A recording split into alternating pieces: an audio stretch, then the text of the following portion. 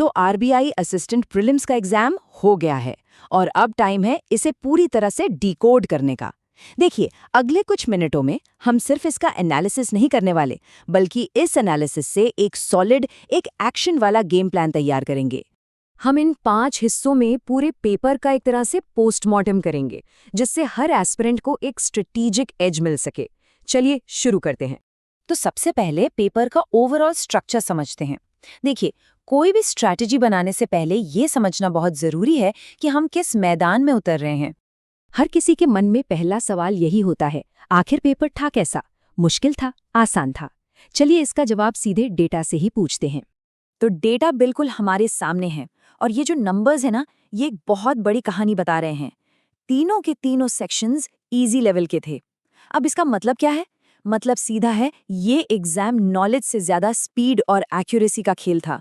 और देखिए, जो 88 से 96 का गुड अटेम्प्ट्स का दायरा है, वो साफ साफ दिखाता है कि कंपटीशन कितना जबरदस्त था और गलती की गुंजाइश लगभग 0 थी। 100 सवाल और सिर्फ 60 मिनट, ये नंबर्स ही असल में पूरी स्ट्रैटेजी तय कर देते हैं। जब पेपर आसान होता है ना, तो रेस सिर्फ खत्म करने की नहीं होती, बल्कि सबसे तेज खत्म करने की होती है, और वो भी बिना कोई गलती किए।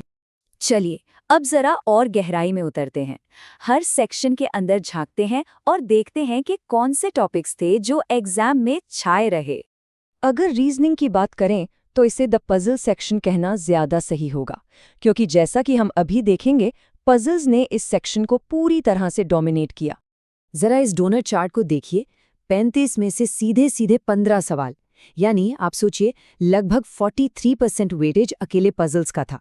ये डेटा लिटरली चीख चीख कर बता रहा है कि भाई, अगर रीजनिंग सेक्शन निकालना है तो पजल्स पर आपकी कमांड होनी ही चाहिए, इसमें कोई दो राय नहीं है, ये नॉन नेगोशिएबल है। और अगर हम स्पेसिफिक्स की बात करें तो फ्लोर, बॉक्स और मंथ बेस्ड पजल्स देखने को मिले। ये सब स्टैंडर्ड पैटर्न्स हैं। इसका मतलब यही है कि जो टॉपिक्स आने ही वाले हैं, उन पे गहरी प्रैक्टिस ही कामयाबी की कुंजी है।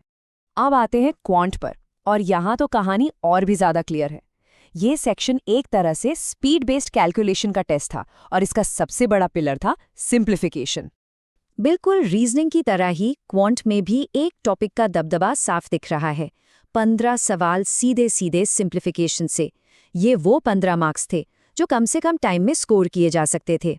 अरिथमेटिक के 10 सवाल बेशक फाउंडेशन चेक करते हैं, लेकिन गेम चेंजर तो सिंप्लीफिकेशन ही था। इंग्लिश सेक्शन का जो कोर था वो था रीडिंग और कॉम्प्रिहेंशन स्किल्स। यहाँ आपकी वोकैबुलरी और ग्रामर के साथ साथ कॉन्टेक्स्ट को समझने की काबिलियत को परखा गया। यहाँ सबसे ज्यादा वेटेज था रीडिंग कॉम्प्रिहेंशन का, पूरे 9 सवालों के साथ। इसके बाद एरर स्पॉटिंग, पैराजम्बल्स और मिस स्पेल्ड से 5-5 सवाल आए। तो इससे ये पता चलता है कि इंग्लिश सेक्शन काफी बैलेंस्ड था, लेकिन आरसी पर अच्छी पकड़ होना सबसे जरूरी था।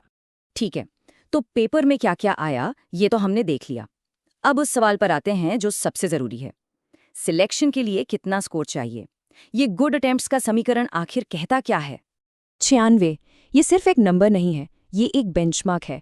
देखिए, आसान पेपर का दूसरा नाम ही होता है हाई कट ऑफ। ये नंबर हमें ये बताता है कि इस रेस में बने रहने के लिए आपको 95% से ज्यादा एक्यूरेसी के साथ लगभग सारे के सारे सवाल बनाने थे। अगर हम सेक्शन वाइज देखें तो रीजनिंग और क्वांट में 30+ का टारगेट बहुत जरूरी था। इंग्लिश में थोड़ी गुंजाइश थी, लेकिन ओवरऑल स्कोर को 90 के पार ले जाने के लिए तीनों ही सेक्शंस में लगातार अच्छा परफॉर्म करना जरूरी था। किसी एक सेक्शन के भरोसे नहीं बैठा जा सकता था। और ये जो लाइन है ना, ये पूरी स्ट्रैटेजी का निचोड़ है, समझिए। जब हजारों लोग 90 से ज्यादा सवाल बना रहे हों, तो असली विनर वो नहीं होता जो 95 अटेम्प्ट करता है। नहीं, विनर वो होता है जिसके 95 अटेम्प्ट्स में से 94 सही निकलते हैं। मतलब आखिर में आकर सारी बाजी एक्यूरेसी पर ही टिक जाती है, वही असली फर्क पैदा करती है। तो चलिए अब इस पूरे एनालिसिस को एक प्रॉपर प्रेपरेशन स्ट्रैटेजी में बदलते हैं। देखते हैं कि किन टॉपिक्स पर सबसे ज्यादा एनर्जी लगानी है। तो तैयारी को फोकस कहाँ करना है? ये रही आपकी प्रायोरिटी लिस्ट। पजल्स और सिंप्लीफिकेशन दोनों से 15-15 सवाल, ये 30 मार्क्स तो एकदम फाउंडेशन है। इनके बाद आते हैं आरसी और अरिथमेटिक सीरीज, मतलब कुल मिलाकर 54 सवाल सिर्फ इन 4 एरिया से थे, आधे से ज्यादा पेपर। तो स्ट्रैटेजी बिल्कुल क्लियर होनी चाहिए। और अब आखिर में इस पूरे एनालिसिस को कुछ ऐसी सलाह में बदलते हैं जो सीधे एग्जाम हॉल में आपके काम आएगी। एग्जाम हॉल के अंदर आपकी स्ट्रैटेजी क्या होनी चाहिए? पहला नियम, स्पीड और एक्यूरेसी ये दोनों साथ साथ चलते हैं। दूसरा, जो हाई वेटेज टॉपिक्स हैं उन्हें पहले सॉल्व करके अपना कॉन्फिडेंस बढ़ाएं। और तीसरा, किसी भी सवाल को ईगो पर नहीं लेना है। कोई पजल नहीं बन रहा तो आगे बढ़ो, टाइम बहुत कीमती है। और कौन सी गलतियों से बचना है? सबसे बड़ी गलती, ज्यादा अटेम्प्ट्स के लिए एक्यूरेसी को कुर्बान कर देना। याद रखिए, नेगेटिव मार्किंग एक साइलेंट किलर है। दूसरी गलती, आसान पेपर को हल्के में लेना और सिली मिस्टेक्स कर देना। और आखिर में, जो टॉपिक्स बार बार आ रहे हैं जैसे पजल्स और सिंप्लीफिकेशन, उनकी प्रैक्टिस को नज़रअंदाज करना, ये सबसे बड़ा ब्लंडर हो सकता है।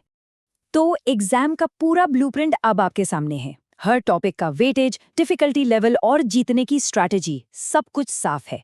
अब सवाल ये नहीं है कि क्या पढ़ना है, सवाल ये है कि इस ब्लूप्रिंट पर कैसे अमल करना है। अब आपकी तैयारी सिर्फ मेहनत नहीं बल्कि स्मार्ट वर्क की मांग करती है।